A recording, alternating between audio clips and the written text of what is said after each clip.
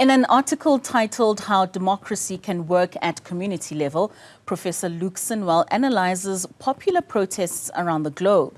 He says when the ANC came into power in 1994, there was a belief that popular protests, which were the norm in the fight against apartheid, would no longer be necessary.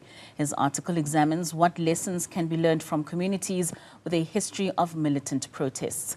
Prof. Sinwell joins us now to unpack this conversation with us. Prof, thank you so much for your time and for joining us this evening. Now, Prof, one of the latest protests that we've seen were the Kenyans who took to the streets and protest over proposed tax hikes and, of course, the swift response by the government there. How do protest movements contribute to raising awareness about social issues and mobilizing community members to advocate for change?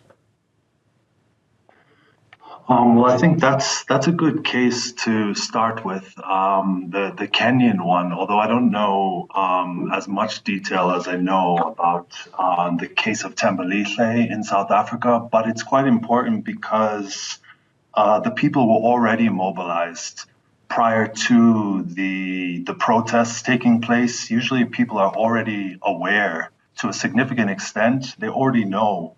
Especially like with community protests, they know the issues that are facing them. So in the case in Kenya, they knew that obviously they were at the coalface of some of the taxes around bread and sanitary pads that were happening, that were affecting working class communities. So they took to the streets and mobilized. I'm sure they became more conscientized about the power that they have as citizens to determine some of the policies in their favor when a government makes decisions that around policies that are not in their favor. I mean, you make mention of the case in Tembelile, and you unpack it quite extensively in your article. I mean, this is a community, one of the first to protest against the new government. And this was an informal settlement that had a lot of unemployment, no electricity, and some of those basic services. In your view, what role do protest movements play in holding local government accountable and promoting transparency in decision-making? So protests, and I should also say civic organizations that represent the people in communities, often autonomous organizations, they engage in protest usually as a last resort. I think the title there is protest movements, but it's slightly misleading because protest is often in communities, it's not the first thing that people think of. It's the first thing that we see on the news, when we turn on the TV. But in communities, there's usually, as there is in Tembelile, a long history of engagement with local governance structures and other authorities, decision-making processes, people who hold power. So there'll be a significant attempt at trying to get government to listen to the people, to be accountable to them, to give the information, in other words, to be transparent, like you said. But in the case of Tembelile, protests played an indispensable role in that community because the government had decided that the people in the late 90s and early 2000s, that the people needed to be evicted, but they came out in the streets in their thousands and resisted. They protested against the eviction. So without the protest, that community would no longer exist. But through that protest, through people coming together collectively and refusing to let, the security company, the Red Ants, to evict them, they were able to remain there. And then they've also developed a sense of a collective.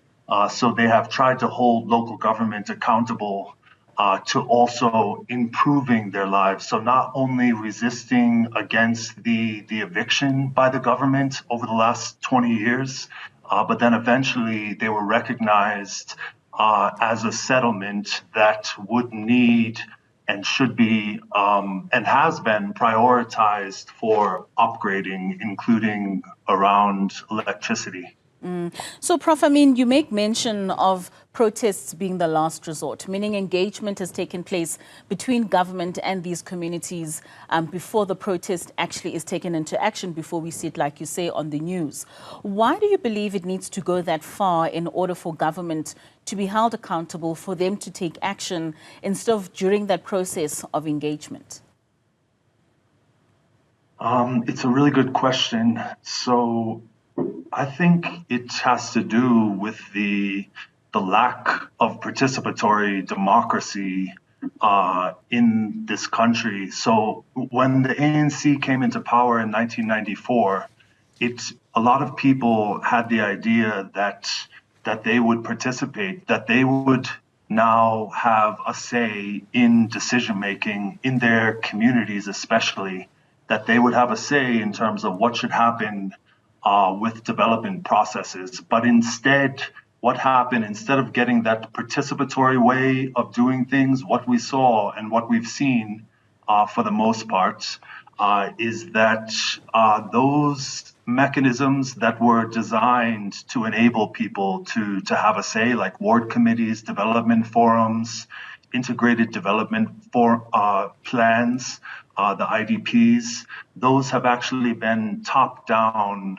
They've been implemented mainly from the top down. So people, technical bureaucrats, government officials tend to take decisions on their own with certain interests in mind, and then they go to the community with these policies and projects to implement them.